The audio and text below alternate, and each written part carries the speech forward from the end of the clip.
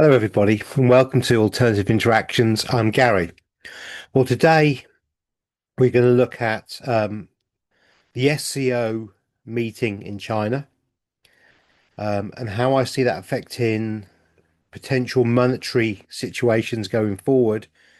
And I also want to look at the gold and silver price, particularly silver. I think we've got some really interesting times coming up from that. And obviously, I do have a show planned with Meten. That'll be the end of the week. I think we're going to be recording it. So what we're second now, 6 or something like that. 6th of September. I think we're going to be recording that, and Meten will be dropping out on the channel first.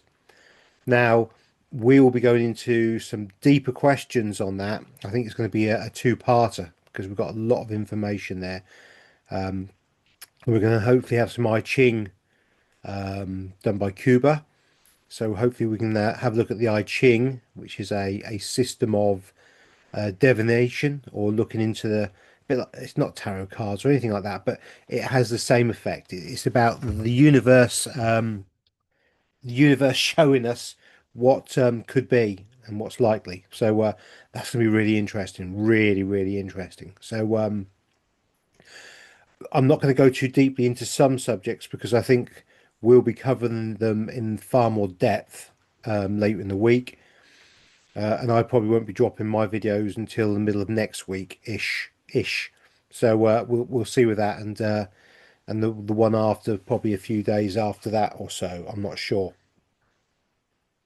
but we really are coming up to the crunch period now financially.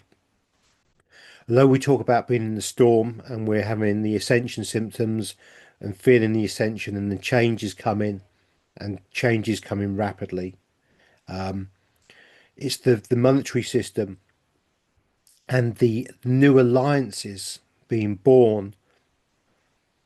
It's the end of the imperialized system. It's the end of the old guard.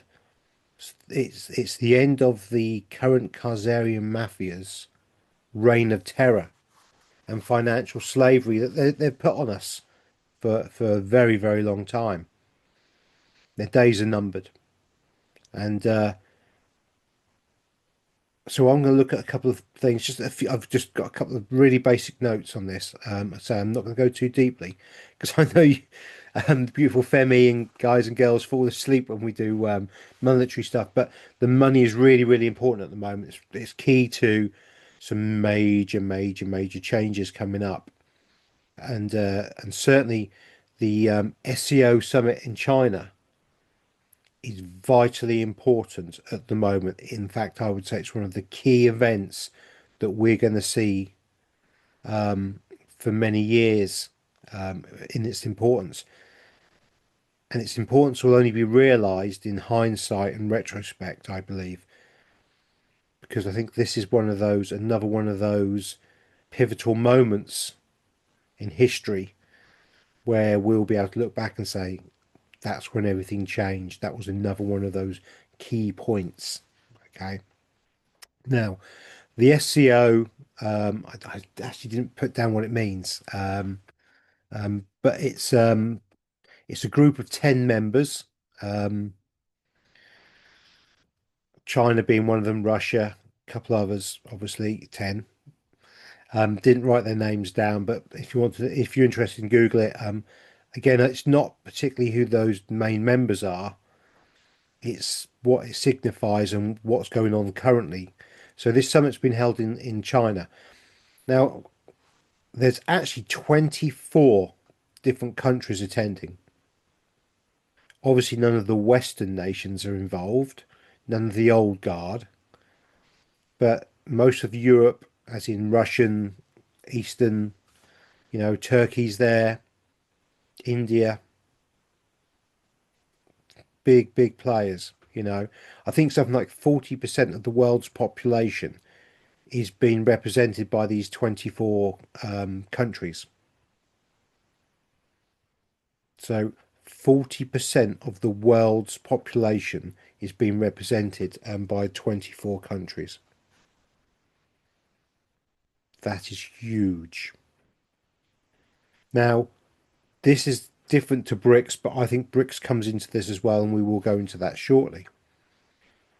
But what they're covering fundamentally on this summit in China, I think it's currently still going on. So, look at it, Google it, do your research. Don't, have a look at the names of the countries, think about what's going on.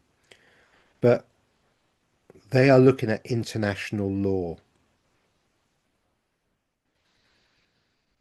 Now, that's very interesting that 24 countries are getting together to discuss international law and the ramifications of, or the lack of, international law, and how international law is benefited by a handful of countries and all the rest can go and take a running jump.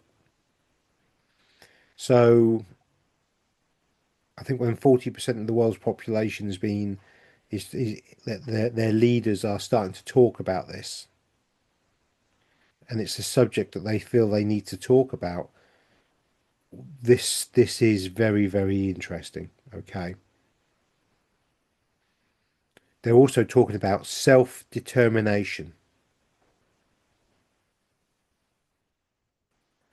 Now, if they're talking about self-determination, that tells me that they do not run their own countries currently. So I'll say that bit again. The 24 countries that are attending this summit are talking about self-determination, which links into the international law.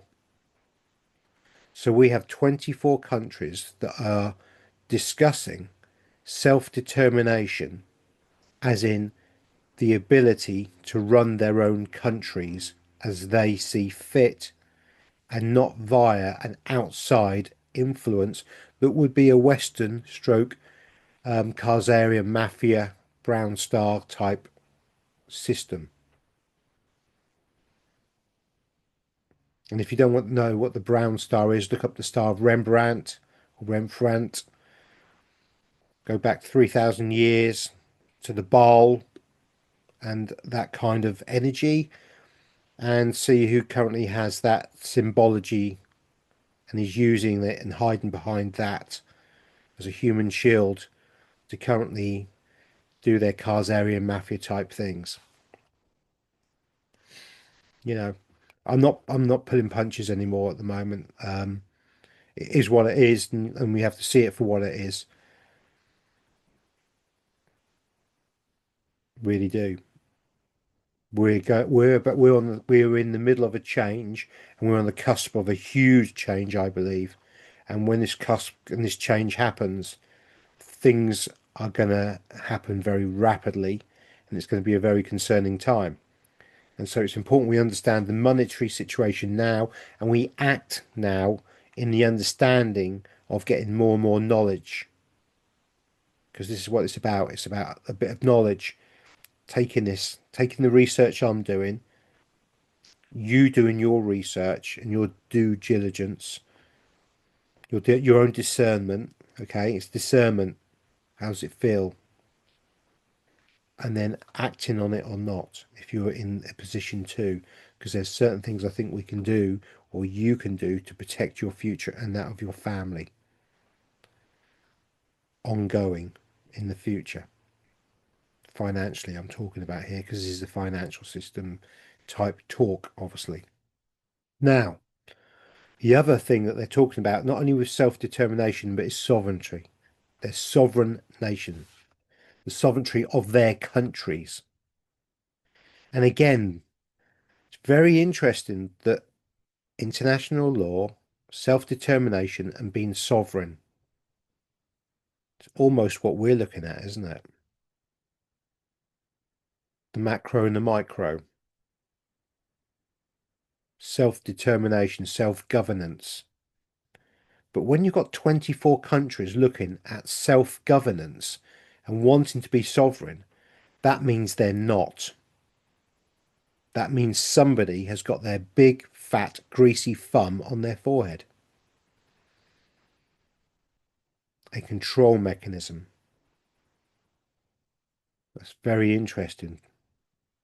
Very interesting. Because the other one they're looking at currently as well is called non-interference. So they're going to be discussing how to remove that interference from their countries. Now, one of the ways for me on doing this is finances and financial. Because remember, these NGOs, non-government organizations, run by these Zionist mafia faces. And remember, there's the people we see, the bad actors we see their faces of. There's people in the background pulling the strings, far more powerful.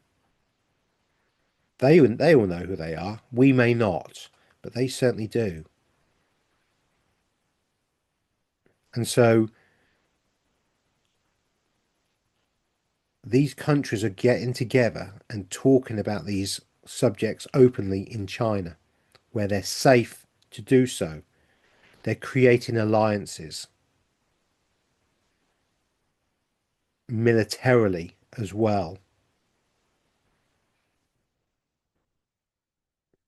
I did a Walk and Babble, I think it was Walk and Babble 17, something like that, 18, I can't remember.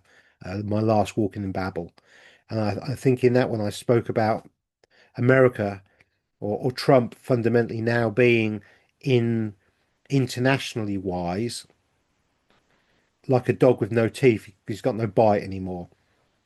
They can jump up and down, they can say whatever they want. And I'm not slurring Trump in any way. This is just the principle of a country of the United States of America, which is controlled by the United Kingdom and Britain, which is a fake state as well. Britain doesn't exist. It's just legal fiction. These are all corporations, European Union's corporation. This group of a mafia who have got together, who work together, have used militarily quite unprecedented force on the world for hundreds of years. And that's about to stop because we have a set or block of nations working together who are signing agreements and pacts. So the Khazarian mafia can't use the American army anymore to fight their battles because if they do, that American army will be wiped out. And I know that's going to trigger many of you by me saying that, but it's a fact. Was America 3 or 4% of the world population?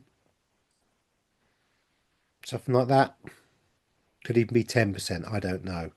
But militarily, if you take 40% of the world's population versus that or us, and even if you say, oh no, it's 60-40, which it's not, but even if you say it's 60-40 against this, do you really think with the advanced technology that Russia, China, India, and other countries possess, that we would stand a cat and hell's chance of any kind of life or system after that? I don't think so. And that's not also going to happen, by the way. I don't see that. No, none of the card readers I speak to see this. No card readings have come out like this. It's not on the table. But understand the cards, as in the playing cards, the poker that's going on in the background. That's what I'm trying to explain to you, okay? There's no fear in this. It's just that, in actual fact, it's a good thing because it stops the military, the Khazarian controlled militaries, from taking out leadership that should probably be allowed to run its course because they're sovereign nations. We have no right to stick our nose in unless that nation is directly affecting us.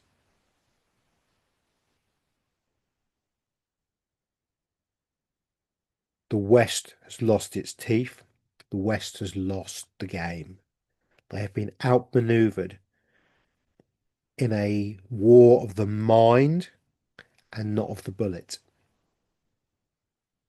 So this SCO summit's really, really important. And the non-interference is huge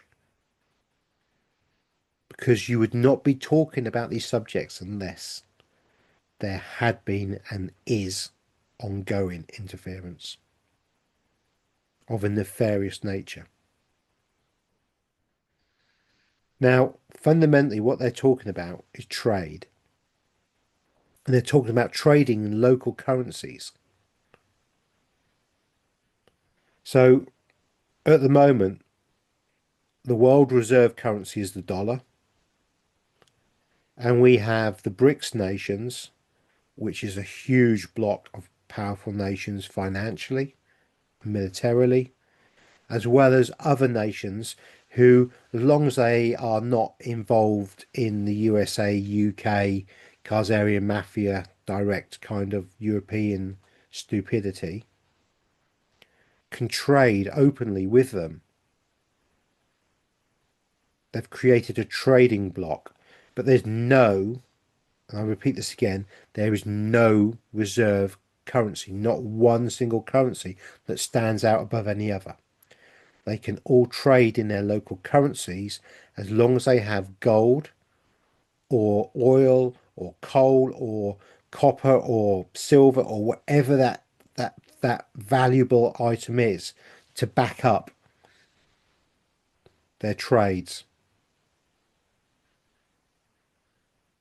Remember, recently China worked on an airport in Iran, and Iran paid China in oil.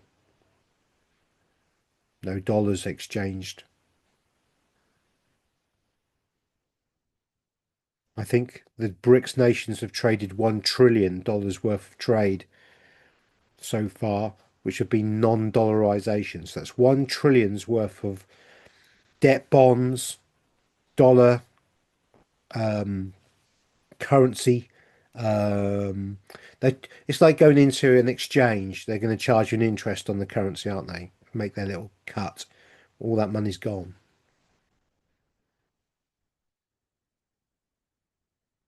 They're not making their little slice out of the pie, and they're not screwing all these other countries out of money that should go back to the country fundamentally. And remember, when we're talking about this, when we say going back to the country, all countries are in debt to the same Zionist mafia controlled system. And so I wonder if what's really happening is they're talking about how they get rid of the Zionists, how they take away their power. Every country owns millions or trillions. To who or to whom? Ever wondered that? I used to wonder that as a kid. And it's very simple. The debts get wiped. We go to a 1-to-1 ratio in all countries of whatever they want, or 2-to-1 or 3-to-1, but certainly not a 500-to-1 or 1,000-to-1. And then we start trading and respecting everybody. Cooperation. Interesting. So they're trading at local levels and they're doing trade deals at local levels and cutting out the dollar. There's not going to be $1 spent during this SCO meeting. And this then kicks into the BRICS. So the BRICS nations has 11 full-time members now and plenty of associate countries on it as well. And we are looking at the de-dollarization of the world. We really are. The old guard, their teeth's been removed. The power is going, and we're seeing it in real terms. Rome is falling. You know, the Vatican power control mechanism is collapsing around their ears very, very quickly.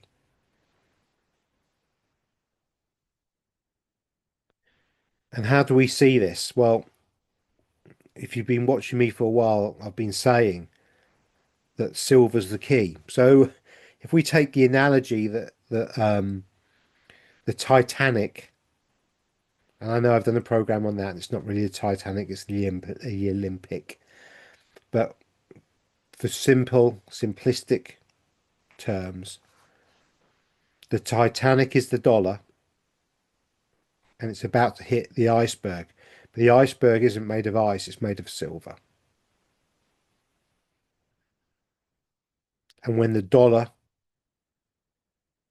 the Titanic, hits the silver iceberg, the dollar's going to sink.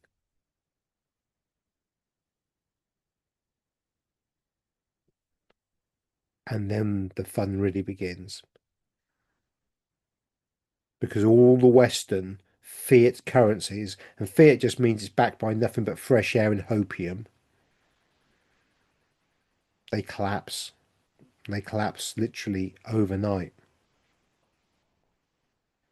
And so the only real money left, the only tangible money, is gold and silver.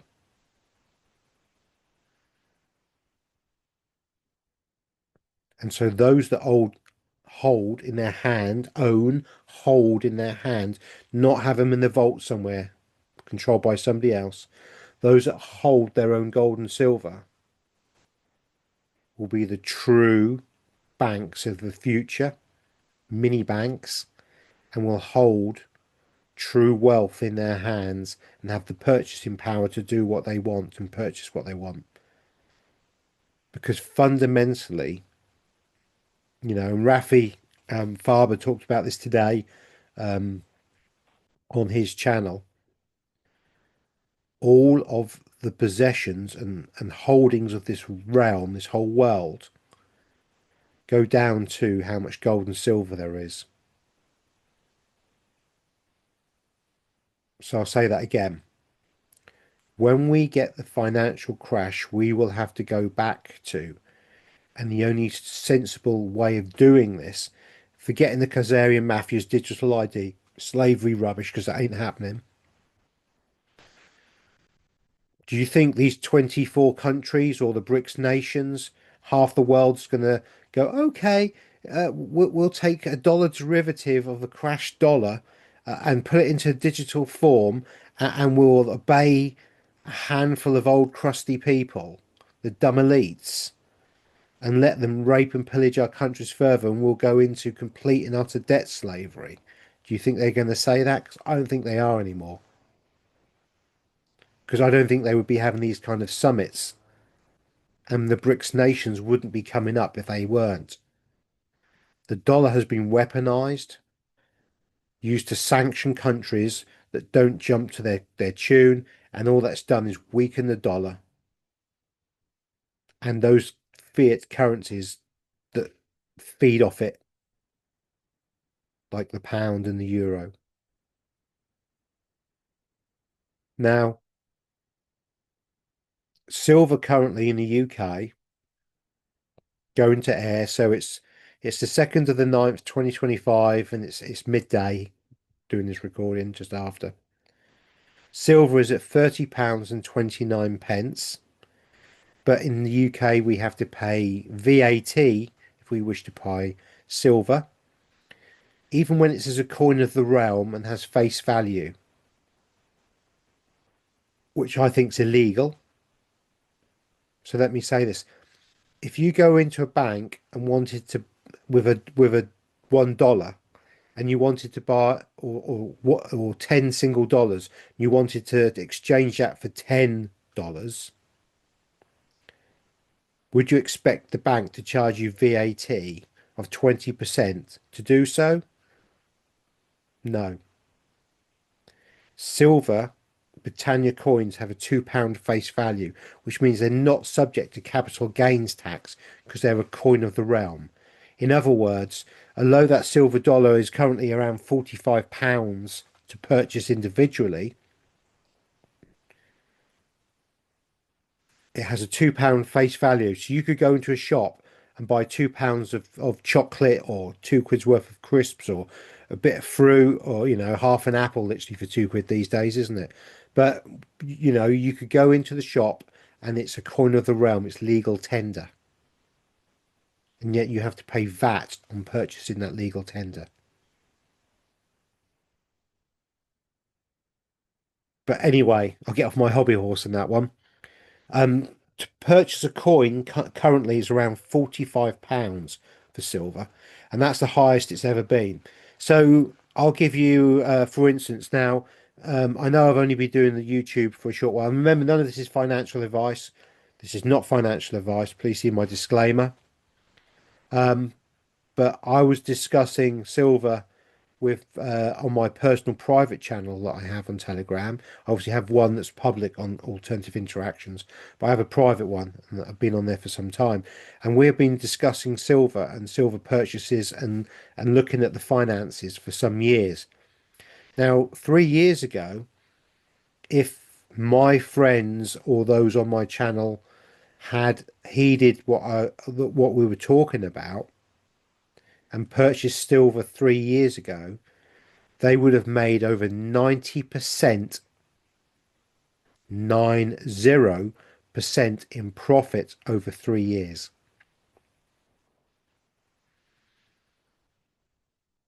That's huge. And even taking in the debasement of the currency, the devaluation of the currency, you would still be well up. Very interesting. Now, silver, I don't believe, has even started to go up yet. The ratio gold to silver is currently, I think, 90 to 1, something stupid like that. For 3,000 years, it's been 15 to 1. It's only in the last 100 and odd years that it's changed. 60, 70 years, it's changed even more. If you go to a ratio of 15 to 1. Now, remember, silver comes out of the ground at 7 to 1 to gold. So the 15 to 1 is 15 silver to 1 parts gold, by the way, just to clarify that for you all. And currently, silver comes out around 7 to 1. And the latest things I saw, it could be even 5 to 1. So, but I'm going to stick to 7 to 1, and I'm going to be generous that silver to gold ratio should be 10 to 1. Well, gold is currently £2,604, and to buy a 1 ounce gold coin in the UK is £2,769 approximately.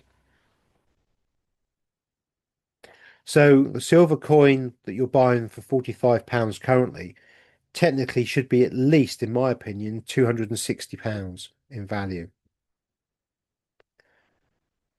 As we go through the collapse of the dollar and the de-dollarization and the collapse of the fiat currencies everywhere, I believe we're then going to go where gold will go up vastly and silver will follow. And silver could even catch up to gold ultimately because there's probably a similar amount, if not less, silver in the world than there is gold, because silver is used in industrial uses. It's also used in the weapons industry, and the use of weapons industry is not counted anywhere. So all the big banks claim they hold silver, but don't, because it's all been used by the weapons industry. But they'll sell bits of paper to pretend that they do, and they'll sell bits of paper on fake gold and silver, actually, on both, but particularly silver. They will sell hundreds of pieces of paper to the gold that they claim to have when they don't silver they don't claim to have. They don't have it. So let's say that again with my teeth in this time.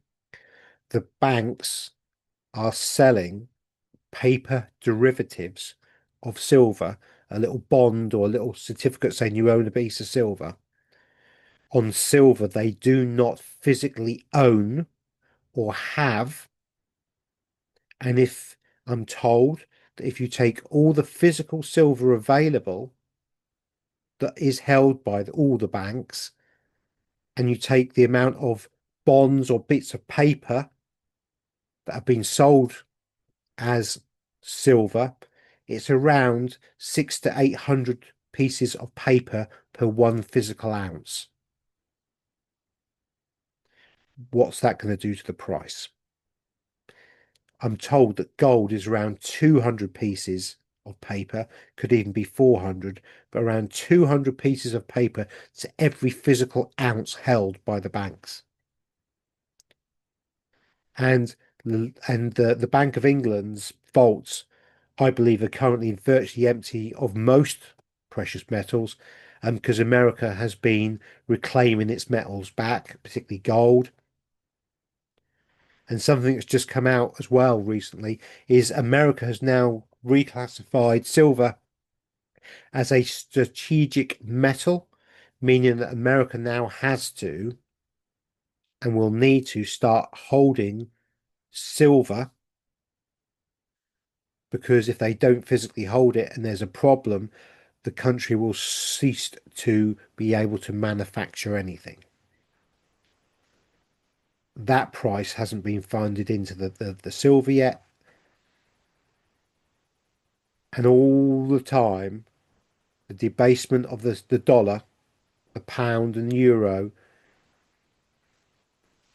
means that the prices are going to go up anyway, because you're watering down the value of the fake money, the fiat money, the currency.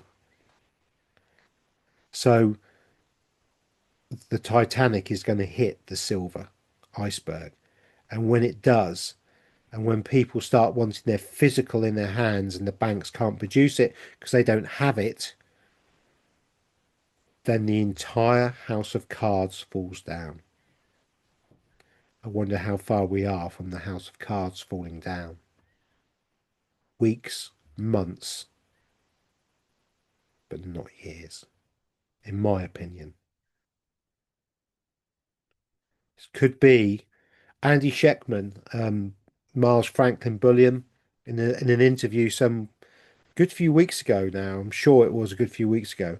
He stated that in August it could be the last opportunity for you to buy silver easily. And silver's gone up 8% this month, in the last month, 4% in a week. Probably more now, probably 10. So probably 10 and 5, something like that. So we're getting to the stage where uh, other people who talk about this stuff, not financial advice, are saying that they would be purchasing silver and gold if you can. Now, I know many of you don't have any money. I understand that. But for the sake of 45 quid or 80 quid, or whatever it is in dollar terms or euros, you could be making an investment that will pay off big style. And remember, you hold on to your silver and gold for as long as you can. Last resort in selling it. Last resort. The value of this is going to be huge, because when, as Rafi said, when the collapse happens, everything will go to a ratio of very similar to kind of a 1-to-1 or a 5-to-1 or a 10-to-1 or a 20-to-1 on silver and gold, as in their ratio. So let's do it in a simple way. When we get the collapse, everybody's house, everybody's stocks, land, food, everything could go in a ratio of 20-to-1 gold. So 1 ounce of gold is a 20-to-1 value. So you'd need 20 pieces of gold to purchase the entire planet's worth of infrastructure. I hope that makes sense.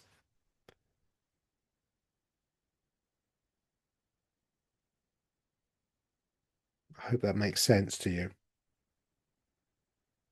The money will have to go back to gold and silver for it to be worth anything. Gold and silver backed. And Either the gold and silver will come up in value beyond your wildest dreams, or everything else will drop in value to maintain a value that's more consistent with where we are now.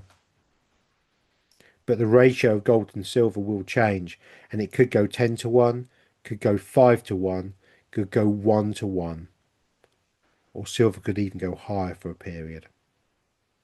Remember, in history, in Weimar, Germany, you could buy a house for 35 silver coins, and you could buy a big townhouse, so luxury house, for 75 silver coins. And one man purchased a hotel for 1 gold coin. And these are stated, recognized, written down facts from books of the time. So the SCO summit is really, really important. Huge changes are coming. The BRICS nations are there. And something that I believe is coming is that we're going to have no world reserve currency as once the dollar loses that status. Because we're looking at self-determination of countries, we're looking at their own sovereignty, and we're looking at non-interference of an external force forcing them to purchase somebody else's currency to be able to trade. Real interesting times, and I shall leave it at that because I should imagine I bored you all enough, but very, very interesting that I think we really are on the cusp of something big. And the show that Maten and I do, we're going to be overgoing some of the stuff we've done, looking at charts, I Ching, and seeing how our thoughts on certain particular dates, potential, and dates don't mean that things are going to collapse at that period. It just means that that date could be significant of the starting of something else, another form of energy, another kind of sequence. Okay, so with that, love, light, and blessings, and enjoy the ride. Bye bye, everybody, and please enjoy the outro from Paul, my friend. Love, light, and blessings. Bye bye.